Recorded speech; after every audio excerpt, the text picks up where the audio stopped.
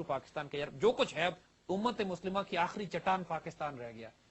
جب پاکستان نے نیوکلیر ایکسپلوژنز کیے اور نیوکلیر ایکسپلوژنز کر کے پوری مسلمان دنیا میں چراغاں لوگوں نے پاپولیشن نے عوام الناس نے چراغاں کیا, خوشیاں منائیں کہ آج ہم بھی نیوکلیر ویپنز ہمارے پاس اسلامک سویلائزیشن کے پاس آ گیا. لیکن یہ پاکستان کی برکت سے. ہم لوگوں کے یہاں بجلی نہیں ہوتی, ہمارے یہاں گیس نہیں ہوتی, سڑکیں بھی ٹوٹی ہوئی ہیں, لوگ کہتے ہیں سسٹم بھی ہمارے خراب ہیں, لیکن اس کے باوجود اللہ کے فضل سے at least with in the Muslim world دل سے لوگ ہماری یہ عزت کرتے ہیں کہ امت مسلمہ میں اگر کوئی ملک نیوکلیر ویپن سٹیٹ ہے جو کفر کے سامنے, اسرائیل کے سامنے, دشمنوں کے سامنے, انڈیا کے سامنے کھڑا ہو سکتا ہے تو وہ پاکستان ہے. And that is why you find کہ پوری دنیا کا کفر پاکستان پر فوکس کر رہا ہے ہمیں ڈس انٹیگریٹ کرنے کے لیے, توڑنے کے لیے, because they are afraid of our potential. We don't know our potential but they know, because also they see کہ باقی کے جو مسلم ورلڈ ہے they looking at us in they are looking at us in hope. تو انہوں نے کہا ان کی جو بچی کچھ ہوپ ہے ان کو بھی مار دو, لیکن کیونکہ حکمران تو ویسے ہی بکے ہوئے ہیں. 1948 میں ڈیوڈ بن گورین نے کہا تھا یہ بات اپنی نسل کو کہ جناب ہمیں عربوں سے کوئی خطرہ نہیں ہے, ہمیں عربوں کے دوستوں سے خطرہ ہے, ہمیں پاکستان سے خطرہ ہے. بیکاز 48 میں کہا تھا اس نے, جب پاکستان بنے 1 سال ہوا تھا, اس نے کہا تھا جی our biggest threat to the state of Israel has now emerged Pakistan. ہمیں عرب سے تھریٹ نہیں ہے. اب پاکستان پہ اسی لیے علامہ اقبال نے جو کلام فارسی اور اردو کا ہمارے درمیان میں چھوڑا ہے, واجب ہے ہمارے اوپر کہ ہم اس کلام کو ریوائیو کریں, کیونکہ اقبال کہتے ہیں کہ جو شخص خود پہ حکمران نہیں ہے اس کو پھر دوسروں کی غلامی کرنی پڑتی ہے. پہلے اپنے اوپر حکمران ہو, اپنی چوائس اپنی مرضی پہ حکمرانی کریں تاکہ پھر دنیا پہ حکمرانی کریں. ایک بڑا اچھا آپ نے بات کی اسرائیل والی جو بات کی, اس میں مجھے ایک ای میل آئی ہے کچھ دن پہلے. ایک صاحب ہیں جو کہ آبویسلی آپ کے اور میرے شو کو بھی دیکھتے ہیں اور بہت سارے اور اس ٹائپ کے ان کے پاس ڈاکومنٹریز ہیں. انہوں نے مجھے ایک ای میل فارورڈ کی ہے.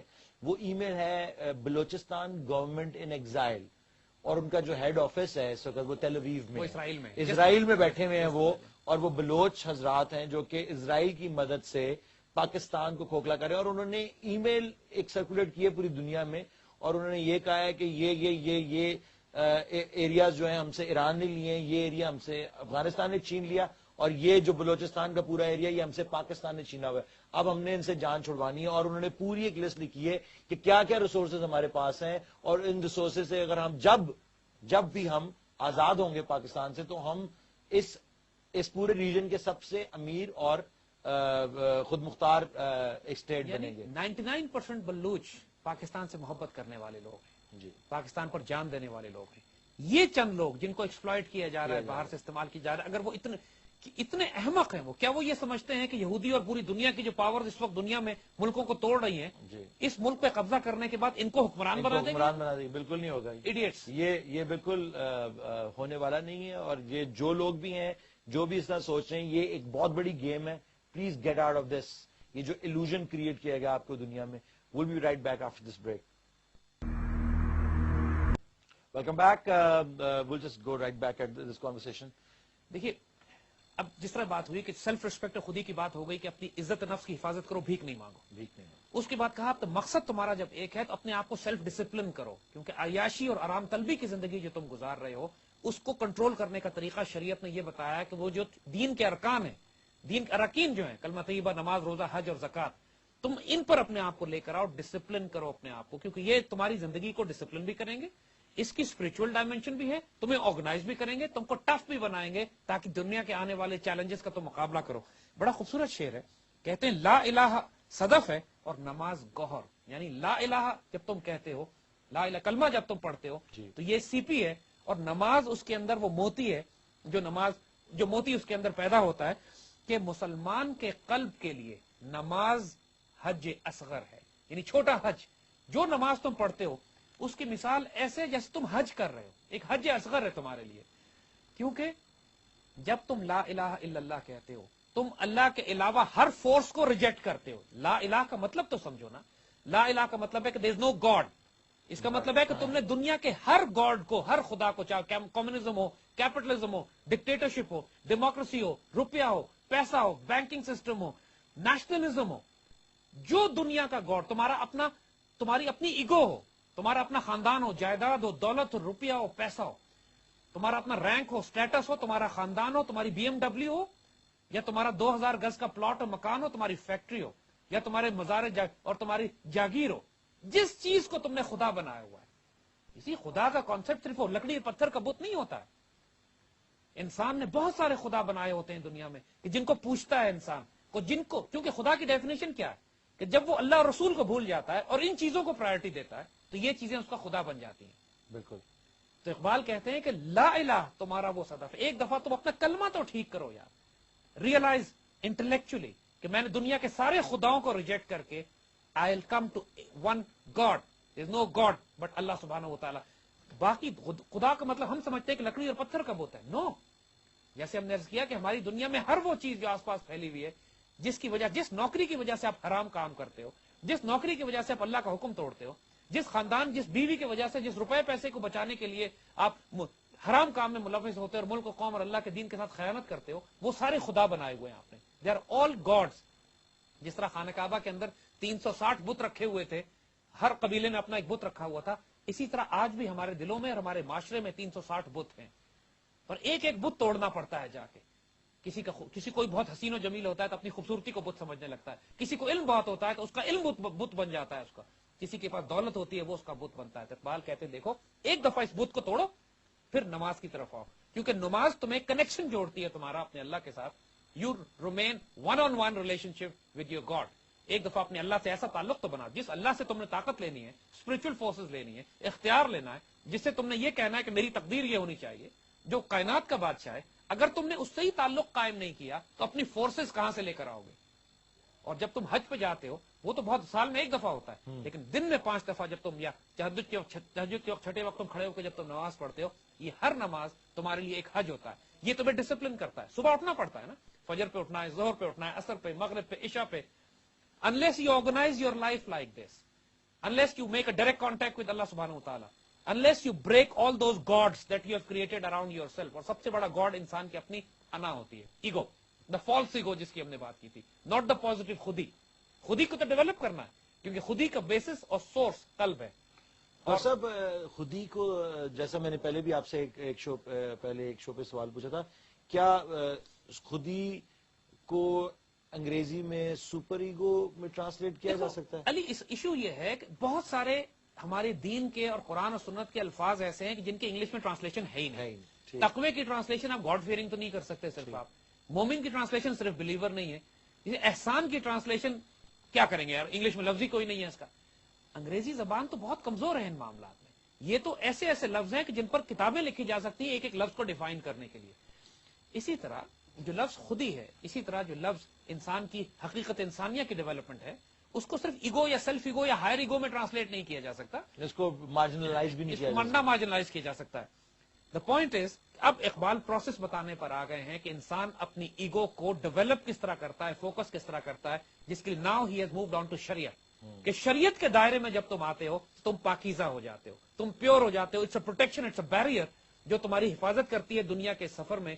پہلے تم نے اپنی سیلف ریسپیکٹ اور ایگو کی حفاظت کی، شریعت کے دائرے میں آئے، اور اب آہستہ آہستہ شریعت کے دائرے کے بعد پھر تمہارا سفر کہاں شروع ہوتا ہے؟ اپنی اسپرچل سیلف انلائٹنمنٹ اور ڈیولپمنٹ کے لیے. اس پر انشاءاللہ آگے بات کریں گے انشاءاللہ تعالیٰ. جیسا کہ بات کی گئی پہلے بھی کہ جو وی نیڈ ٹو بریک، یہ جتنے بھی بت ہم نے بنائے ہوئے ہیں، پیسہ، شہرت، انعام، دولت، کوئی منصب، ان سب کو توڑنا بہت ضروری ہے.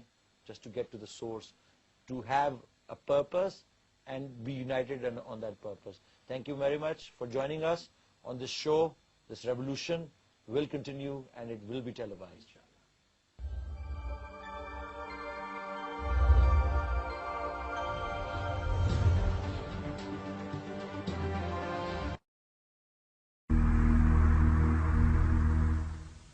Welcome back to the revolution. Zaid صاحب سے بات ہو رہی تھی اباؤٹ ہجرت موومنٹ، خلافت موومنٹ. میرا آپ سے سوال جو میں آپ سے کرنا چاہتا ہوں، جو بار بار میرے دماغ میں آتا ہے، کہ یہ جو مس گائیڈڈ ریلیجس فرور ہے اور پیٹریٹزم اور نیشنلزم، یہ جو آئیڈیلز دیے گئے ہیں کسی فوجوں نے یا ہسٹوریکلی اسپیکنگ جرنیلوں نے، ملٹری رولرز جو تھے انہوں نے بھی اس چیز کو غلط طریقے سے یوز کیا ہے. یعنی کہ اپنی قوم جو میسز ہیں ان کو دھکیل دیا ہے کسی ایسی جنگ میں جو کہ شاید کسی آئیڈیالوجی کے پیچھے نہیں لڑی جا رہی یا کسی کی اپنی پرسنل ایگو کے لیے لڑی جا رہی ہے. جس طرح یہ آپ اب یہ جو ہجرت موومنٹ کی آپ بات، فرسٹ ورلڈ وار بتاتے ہیں، فرسٹ ورلڈ وار تو خیر تو ریزن ہی کچھ اور تھے نا, وہ تو بینکرز لگے ہوئے تھے. میں اس وقت مسلمانوں کی بات کر رہا ہوں کہ to somewhat patriotism, nationalism and somewhat organised religion, جس کے کافی حد تک میں خلاف ہوں. Not about the religion itself, جو کتاب جو کہتی ہے وہ صرف اس کو میں مانتا ہوں, لیکن جو آرگنائز ریلیجن باڈی ہے, جس طرح اب یورپ میں ویٹیکن ہے, پوپ ہے, یہ وہ سب سے کرپٹ سسٹم تھا جس کے خلاف یہ سارے زائنسٹ بینکرز آئے, انہوں نے کہا کہ ہم نے پہلے ویٹیکن کو تباہ کرنا ہے اور پھر مونارکیز جو ان کے انڈر ویسے ہی کرپٹ ہیں. تو یہ ایک سائڈ ہو گئی, یہ گلوبل سٹیج پہ چل رہا ہے. جو انڈیا اور پاکستان جو اس وقت کا تھا, اس میں جو ریالٹی تھی کہ یہاں پہ بھی امپیریلسٹ فورسز آ کے بیٹھی ہوئی تھی in form of one form اور دی ادر, اور یہ ان کو یہ ریلیجس جو آرگنائزیشنز تھیں جو کہ نان ایگزسٹنٹ تھی, یا جو سوچ تھی اس کو بھی انہوں نے ڈیولپ کرنے میں کافی چیزیں ہیں. تو we can't really look away from that کہ یہ شاید لوگ ان ریلیجس آرگنائزیشنز میں یا ریلیجس جو سینٹیمنٹ ہے اس کو انہوں نے پولیوٹ نہ کیا ہو. اس کے بارے میں آپ کیا؟ یہ بات بالکل ٹھیک ہے کہ بہت بڑی تعداد میں مسلمان ریلیجس لیڈرشپ کانگریس نے خرید لی تھی, یعنی ہندوؤں نے اور انگریزوں نے خرید لی تھی. اتنے بڑے بڑے اسکالرز اس وقت بھی انڈیا میں ایسے موجود تھے جنہوں نے باقاعدہ پاکستان کے بننے کے خلاف فتوے دیے, پاکستان کے خلاف رجسٹ کیا, کانگریس میں شامل ہوئے. آج بھی بڑے کانگریسی مسلمان بستے ہیں انڈیا میں کہ جو پاکستان کو گالیاں دیتے ہیں اور ہندو زائنسٹ آئیڈیالوجی کو پروموٹ کرتے ہیں. اس وقت بھی تھے, آج بھی ہیں. علامہ اقبال کے خلاف جو شدید فتوے لگانے والے لوگ تھے, مولانا ابوالکلام آزاد جیسے لوگ کہ جو کانگریس کے لوگ ہیں, جنہوں نے شدید مزاحمت کی, پاکستان بننے کے خلاف مزاحمت کی اپنے وقت میں, اور جمعیت علماء ہند کا جو رول اس میں رہا ہے پاکستان موومنٹ کے اندر, نیگیٹو بالکل, پاکستان بننے کے خلاف رہے یہ لوگ. They were affected by these. اور آج بھی جمعیت علماء ہند جو انڈیا میں بیٹھی ہوئی ہے وہ کانگریس کے ساتھ مل کر پاکستان کے خلاف ساری کارروائیاں ڈالتے رہتے ہیں. اس میں ایسے اسکالرز بھی نکلے, اشرف علی تھانوی صاحب وغیرہ, کہ جنہوں نے باقاعدہ جو اپنے آپ کو ڈس انگیج کیا جمعیت علماء ہند سے, اس کے باوجود کہ مسلک ان کا ایک تھا, لیکن پاکستان بننے کے بارے میں اشرف علی تھانوی ان واحد ٹریڈیشنل اسکالرز میں تھے جو علی گڑھ کو وزٹ کرتے تھے. یعنی انہوں نے دو کلاس سسٹم جو الگ الگ بنا دیے تھے, علی گڑھ الگ اسکول آف تھاٹ تھا اور traditional classic school of thought تھا, وہ الگ تھا, آپس میں ان کا ریلیشن شپ ٹوٹ گیا تھا. Ashraf Ali Thanvi try to bridge that. ان کا انتقال 1942-43 میں ہو گیا, لیکن اپنی بیوہ سے کہہ کے گئے تھے وہ کہ اگر پاکستان بننے تک تم زندہ رہو تو پھر پاکستان مائگریٹ کر جانا اور پاکستان میں دفن ہونا. تو ان کی بیوہ اشرف علی تھانوی کے انتقال کے بعد پاکستان گئی. Ashraf Ali Thanvi was from that category of traditional scholars جو پاکستان کو سپورٹ کر رہے تھے, لیکن میجورٹی آف دوز جمعیت علماء ہند کے لوگ جو تھے انہوں نے اس قسم کے فتوے دیے کہ مسلمانوں کی اکانومی بھی تباہ کر دی, مسلمانوں کی مڈل کلاس تباہ کر دی. یعنی جو you would blame organised religion, یہ جو جہاں تک آرگنائزڈ ریلیجن کا تعلق ہے, Iqbal was very very clear on this, جو ویری سمپل ریزن جس کی وجہ سے وہ ایک مسلمان کو ریوائیو کرنا چاہ رہے تھے. پتا تھا کہ ادھر نہ دیکھیں, ادھر دیکھنے کا کوئی فائدہ نہیں ہے ہمیں. آپ نے اگر پوپ کی طرح ایک ویٹیکن کی طرح ادارہ بنا دیا تو دین کا بیڑا غرق ہو جائے گا. ہر مسلمان میں یہ صلاحیت ہے کہ اللہ کے دین کا ہر مسلمان میں ریپرزینٹ بھی کرے, خلیفۃ اللہ فی الارض بھی ہو. بالکل بالکل. اور جب ایک ایجوکیٹڈ پڑھا لکھا مسلمان دین کا علم حاصل کر لیتا ہے تو اس سے خوبصورت کمبینیشن کوئی نہیں بنتا.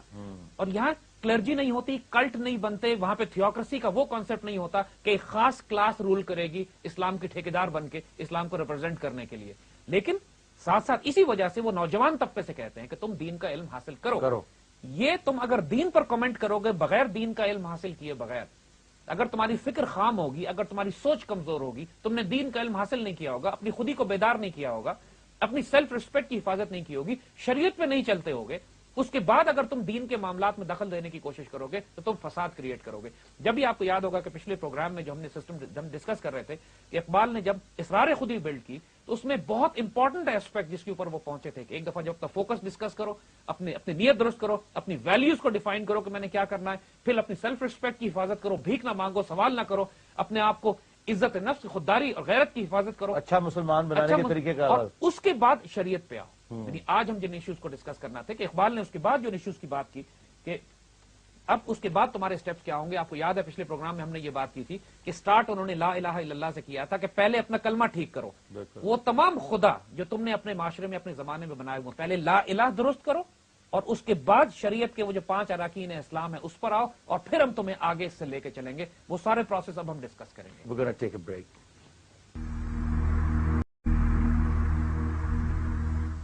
ویلکم بیک ٹو اقبال کا پاکستان.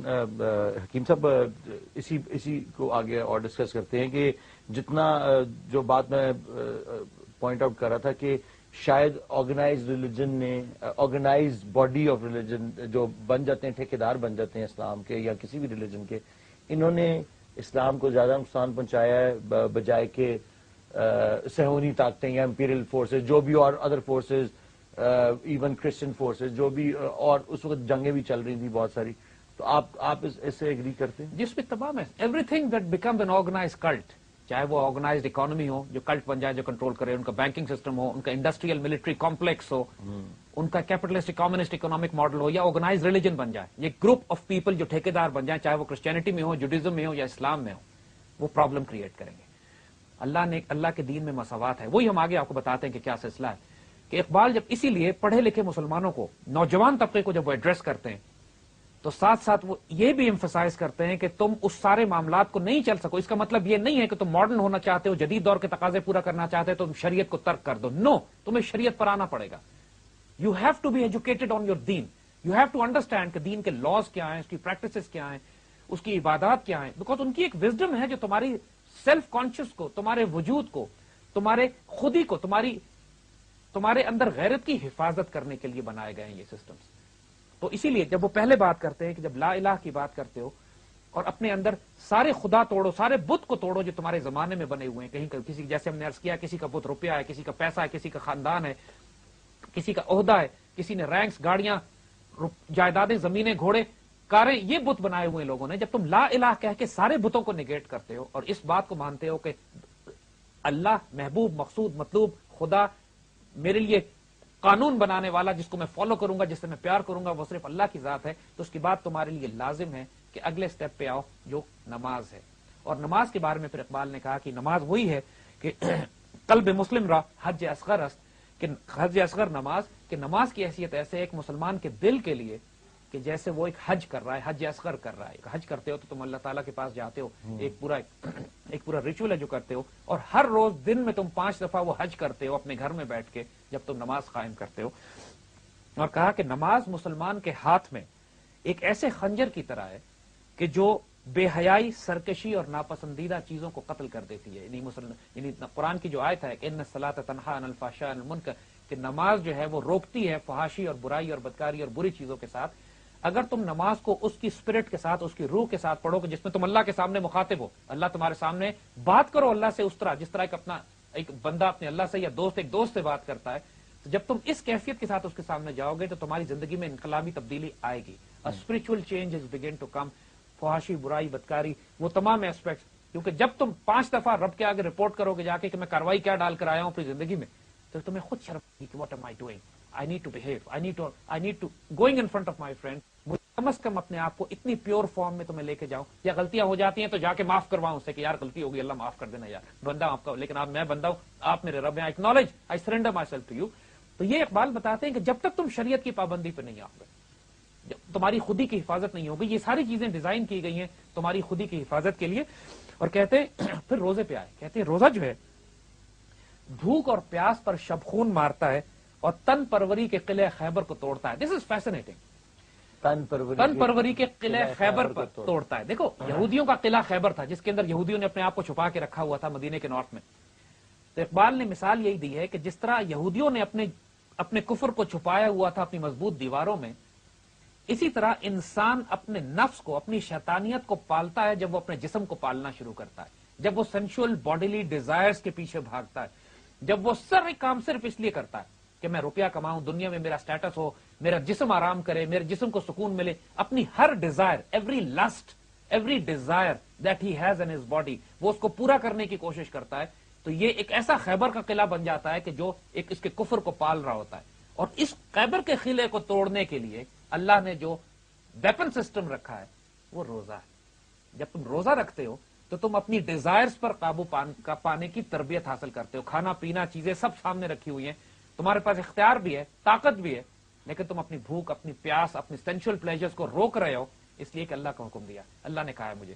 یہ جب تک ایک سال کے کم از کم 1 مہینہ تم اپنا یہ ایک ٹریننگ کورس نہ کرو, ایک ریفریشر نہ کرو ہر سال, تمہارا جسم اتنا کمزور ہو جائے گا, اتنا سرنڈر کر جائے گا, تمہارا نفس اتنا اسٹرانگ ہو جائے گا کہ تمہارا قلب سرنڈر کر جائے گا اس کے آگے, پھر تم اپنی خواہشات نفس اور اپنی ڈیزائر سے چلو گے, تمہارے اوپر there be no self control over yourself. اور اس سیلف کنٹرول کو قائم رکھنے کے لیے تم نے نماز کے ساتھ ساتھ روزے کو لازمن فالو کرنا ہے, کیونکہ اگر تم نے روزے کو ابینڈن کر دیا تو تمہارا جسم اتنا مضبوط ہو جائے گا, جسم سے مطلب تمہارا نفس اتنا مضبوط ہو جائے گا, تمہاری خواہشات اور ڈیزائرز اتنی مضبوط ہو جائیں گی کہ you will not be able to deliver anything in this world. ہماری دنیا میں مثالیں اس بات کی سینکڑوں موجود ہیں کہ anybody who gives in to desires, anybody who gives in to lust and does not control it. پھر خواہشات کی تو کوئی حد ہی نہیں ہے, انسان کی نیڈز تھوڑی ہوتی ہیں, بالکل اٹس دا ڈیزائرز جو مروا دیتی ہیں انسان کو. آپ لوگوں گھروں میں دیکھو, جوتے کے ہمیں 5 یا 10 جوڑے جوتے سے زیادہ انسان کو کیا چاہیے ہوتی ہے. دیر آر پیپل جن کے پاس 200 جوڑے جوتے رکھے ہوئے ہیں. انسان 10, 15, 20 سوٹ سے زیادہ کیا پہنتا ہے, اور 200, 400 سوٹ الماریوں میں لٹکے ہوئے ہوتے ہیں, 200 شرٹس ہوتی ہیں. یعنی یہ ساری نیڈز نہیں ہے, یہ ڈیزائر ہے, وانٹس ہیں, اور اس کی کوئی حد نہیں ہے. انسان اس کو جتنا پھیلاتا چلا جائے, اگر اس کو سختی سے کنٹرول نہیں کرے گا تو یہ وانٹس انسان کو انہائلیٹ کر جائیں گے, ٹیک اوور کر لیں گے. اور for anybody who wants to bring a change in this world, پہلا کام اس کا یہ کہ اپنی ڈیزائرز پر قابو رکھے. Very nice. We're going to take a break. Welcome back to Iqbal Ka Pakistan. We have a caller on line, very desperate to talk to Hakeem Saab. Hello. السلام علیکم, دس از روبی. السلام علیکم جی روبی, کیسی ہیں آپ, خیریت سے؟ تھینک یو سو مچ علی, میری بہت کانگریچولیشنز دیٹ آپ کی اتنی انارمس اپرچونٹی ہے ٹو بی ود دا استاد ایٹ 1-to-1 لیول. ماشاء اللہ جی, بالکل آپ سچ بہت کہہ رہی لکی ہو. اور ون تھنگ از کہ مجھے اسکیئر ہٹس میں کہ حکیم صاحب رستے میں ہمیں چھوڑ کے نہ چلے جائیں. I wanted to know from حکیم صاحب کہ وہ ہمیں شعر پڑھنا سکھا دیں گے, اور بیکاز ایک یہ بہت مسئلہ ہے, سمجھنا تو دور کی بات ہے, سمجھا کے جائیں گے یہاں سے. بالکل بالکل, آدھے تو میں بھی سمجھ گیا ہوں اس سے پہلے کہ یعنی کہ جو اردو کے الفاظ جو تھے جو کہ سمجھ نہیں سکتے تھے. جی جی بولیے. ہیلو. ہیلو. جی جی ہیلو. ہیلو. جی بولیے, آپ کی آواز آ رہی ہے ہم لوگوں کو. آئی کی ناٹ ہیئر. آپ بولیے, ہمیں آپ کی آواز آ رہی ہے. آپ سے کال بیک کرتے ہیں, دوبارہ بات کرتے ہیں. آبویسلی بہت سارے لوگ جو ہیں وہ, جو میرا بھی پرابلم یہی تھا, بلکہ میرا کیا تقریباً 99% پاکستان کا یہ پرابلم ہے کہ اس پوئٹری کو سمجھنا اور اس کے جو راز ہیں اس کے پیچھے پوشیدہ ان کو سمجھنا. علی, پوائنٹ از ہم آپ کو کچھ سکھا نہیں رہے ہیں. I am also equally fascinated with Iqbal as you are, اور ہم صرف اس رزق کو شیئر کر رہے ہیں آپ کے ساتھ. جو رزق اللہ نے ہمیں دیا ہے اقبال کے کلام سے, ان کی برکت سے, we are only trying to share it with you, I'm not teaching you anything. ماشاءاللہ یہ اتنا بڑا تحفہ ہے کہ even I am dazzled, I am fascinated. اور اقبال, انفیکٹ اگر آپ خود سے سچ پوچھئے تو even Iqbal was also fascinated. لوگوں نے اقبال سے پوچھا کہ اقبال آپ یہ باتیں کیسے کرتے ہو, how do you do all these things, آپ کے وجود سے یہ کیسے نکلتی ہیں, یہ تو کوئی بندے بشر کے وجود سے اس لیول پہ کلام نکل ہی نہیں سکتا. آپ ہیں کون, who are you, what is your reality. تو اقبال نے اس پر بڑا خوبصورت اپنا ہی تعارف کرایا تھا. And it's an amazing intro to himself. He says Iqbal بھی اقبال سے آگاہ نہیں ہے, اقبال بھی اقبال سے آگاہ نہیں ہے, کچھ اس میں تمسخر نہیں واللہ نہیں ہے, کچھ اس میں تمسخر نہیں واللہ نہیں ہے. مطلب میں کوئی مذاق نہیں کر رہا ہوں, واللہ آئی ایم ناٹ جوکنگ. مجھے نہیں پتا میں کون ہوں, مجھے نہیں پتا میرے اندر یہ فورسز کیا کام کرتی ہیں, کیونکہ لوگوں نے کہا مگر آپ کے وجود سے جو باتیں نکلتی ہیں یہ ڈیوائن ہے, یہ تو انسان بشر بندے خصوص نکل ہی نہیں سکتی. تو جواب پھر اقبال نے اس پہ کیا دیا کہ دیکھو مجھ سے لکھوایا جاتا ہے, میرے اندر اسپرچل فورسز کام کرتی ہیں. اس کا بڑا خوبصورت شعر ہے, کہتے ہیں نکلی تو لب اقبال سے جانے کس کی ہے یہ صدا, نکلی تو لب اقبال سے جانے کس کی ہے یہ صدا, پیغام سکون پہنچا بھی گئی دل محفل کا تڑپا بھی گئی. Amazing isn't this? پیغام سکون پہنچا بھی گئی دل محفل کا تڑپا بھی گئی, لیکن نکلی لب اقبال سے, پر جانے کس کی ہے یہ صدا, پتہ نہیں میرے وجود میں کون بولتا ہے. تو یہ اقبال کا کلام تو ایسا ہے کہ یقین وی آر آلسو میسمرائزڈ, یعنی literal being mesmerised is the word to be use for it. اور انشاءاللہ جب تک اللہ نے توفیق دی ہم اس رزق کو شیئر کریں گے.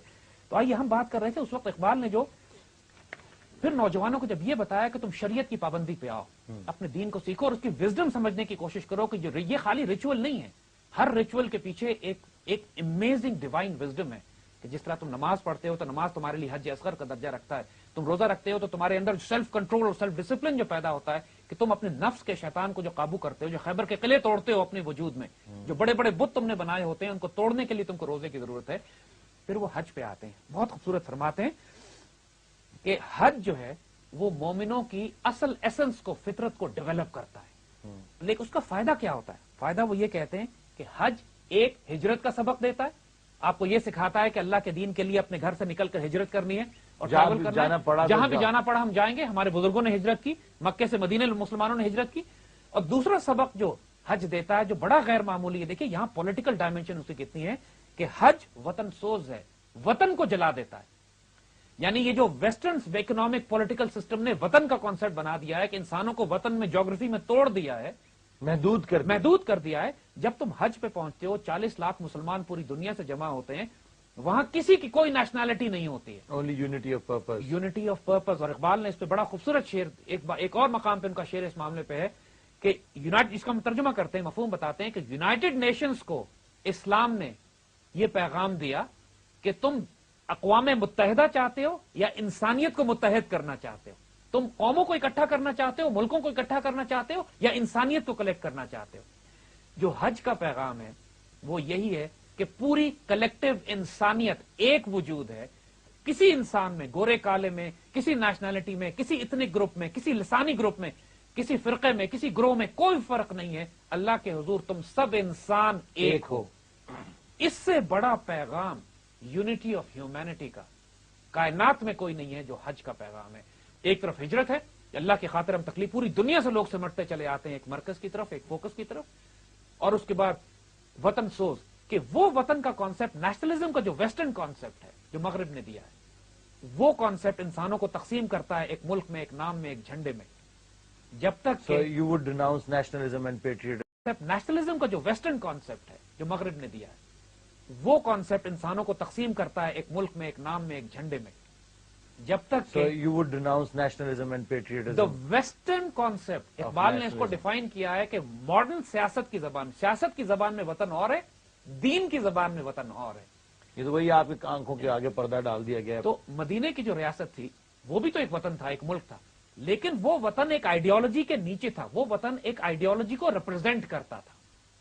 اسی طریقے سے جب پاکستان ہے آج کا, پاکستان صرف ایک جیوگرافی نہیں ہے, پاکستان ایک امت مسلمہ, ایک آئیڈیالوجی کو ریپرزینٹ کرنے والی جیوگرافی ہے.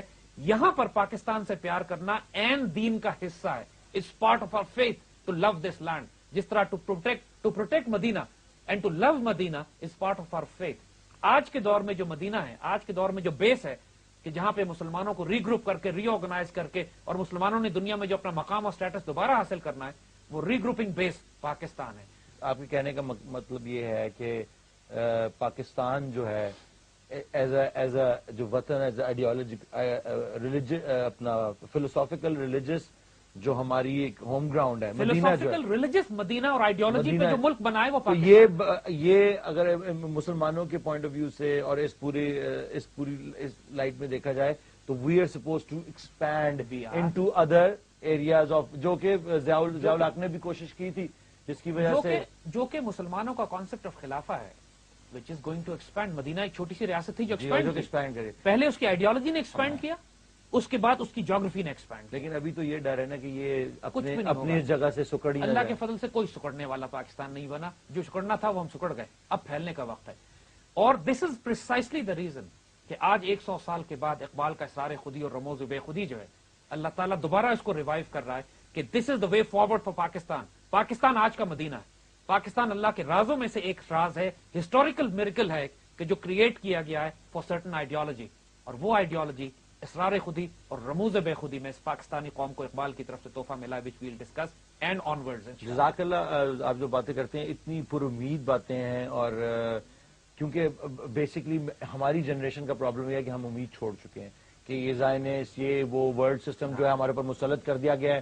پیٹریٹزم ایک اسموک اسکرین ہے جس میں ہم پھنسا دیا گیا ہے کہ تم نے اپنی بس بارڈرز کو پروٹیکٹ کرنا ہے. لیکن جو آپ بات کر رہے ہیں آئیڈیالوجیکل اسپرچل ڈائمینشن, وہ ہے کہ ہم نے اپنی اسپرچل بارڈرز کو بھی پروٹیکٹ کرنا ہے. یہ سوال روبی صاحبہ جو ہیں وہ دوبارہ کال پہ ہیں, ہم ان سے کال دوبارہ لیں گے.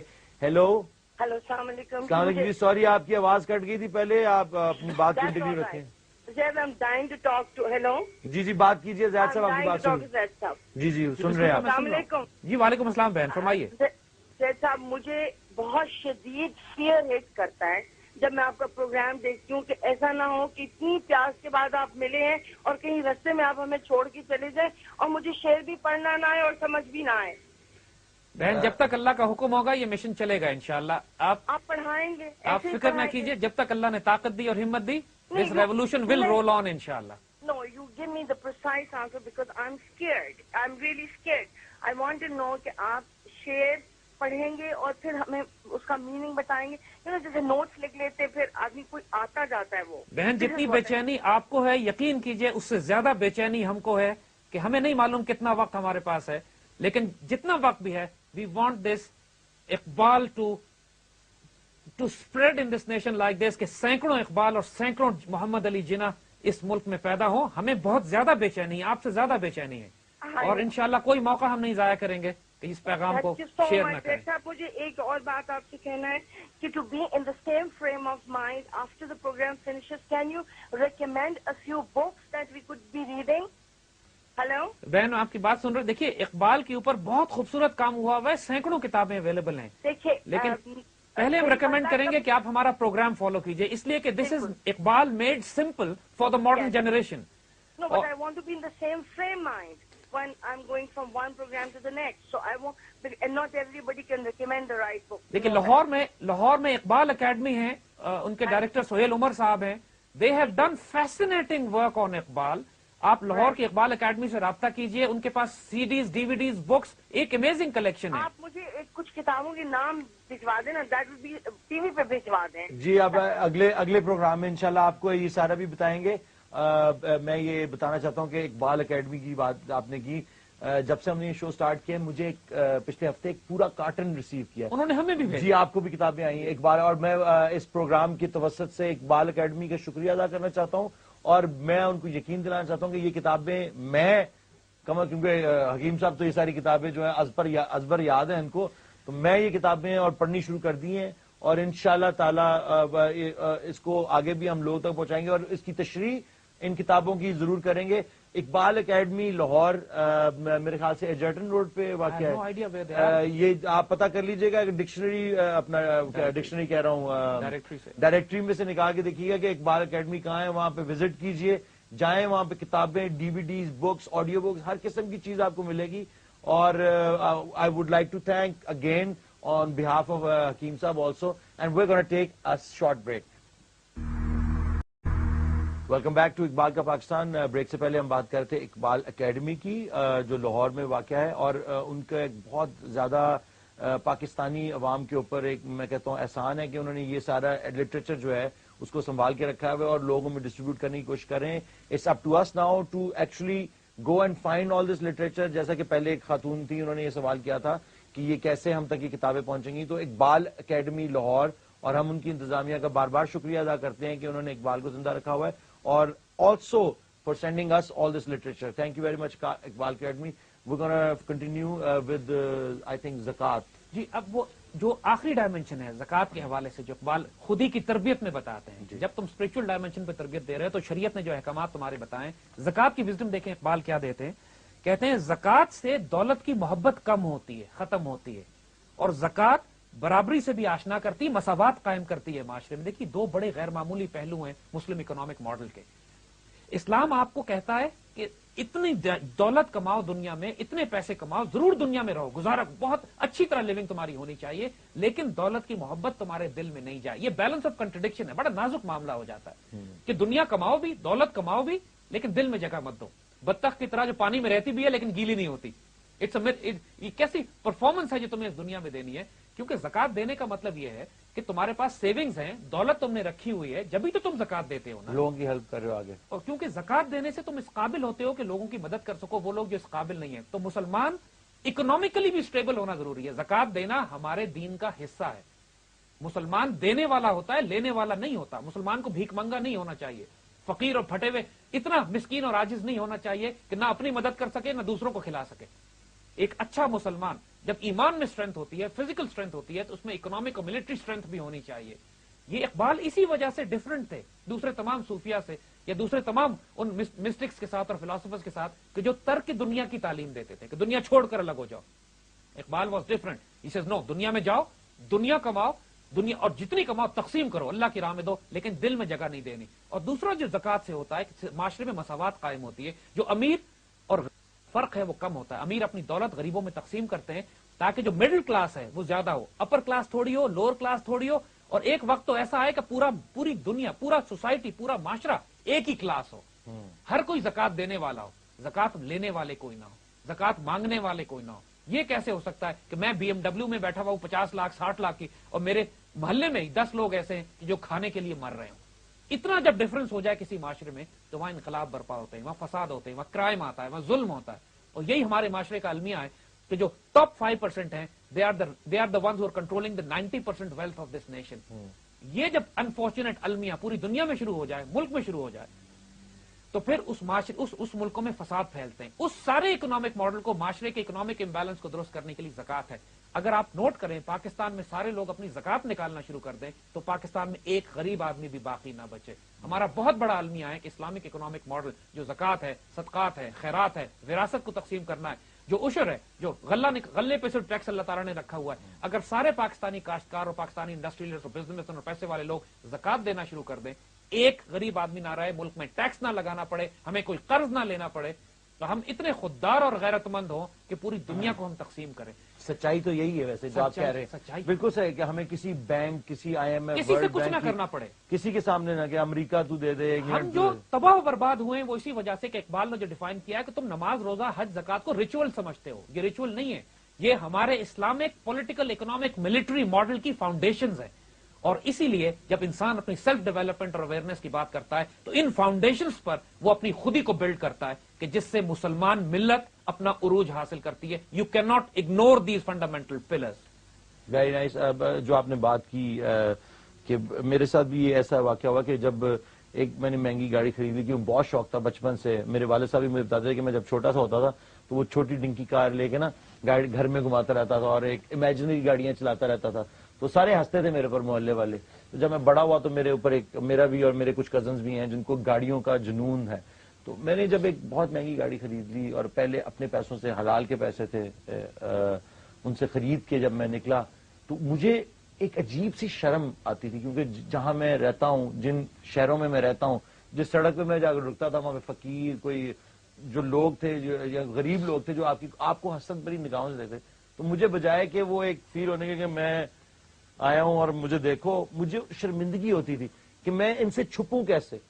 اور وہ میرے لیے ایک, یقین کیجئے کہ میرے لیے ایک عذاب بن گیا تھا کہ میں وہاں جانے سے میں کسی کو یار تو آ جا یار میں تیری گاڑی میں چل رہا ہوں, مجھے اپنی گاڑی, یہ نہیں کہ میں ڈرتا ہوں کسی سے یا کچھ, لیکن مجھے ایک عجیب سی شرم آتی تھی. I couldn't put my finger on it, which is a real phenomena. اور اگر انسان کے اندر خوف خدا ہے یا اپنی لوگوں کے لیے محبت ہے یا خدا کی سب کریچرز کے لیے محبت ہے, ہر درخت, پرندے, چونٹیاں یا انسان, سب سے پہلے تو انسانوں کو آپ کو کرنا نا, حقوق العباد کا خیال رکھنا ہے. تو اگر آپ کے اندر یہ چیز ہے تو ضرور آپ پھر بہت زیادہ فیل کرتے ہیں. Thank you very much. آج کا شو جو ہے اس نے it's eye opener again. obviously I hope for other people also, and like we always say, the revolution will be televised. Thank you very much. We'll see you next time.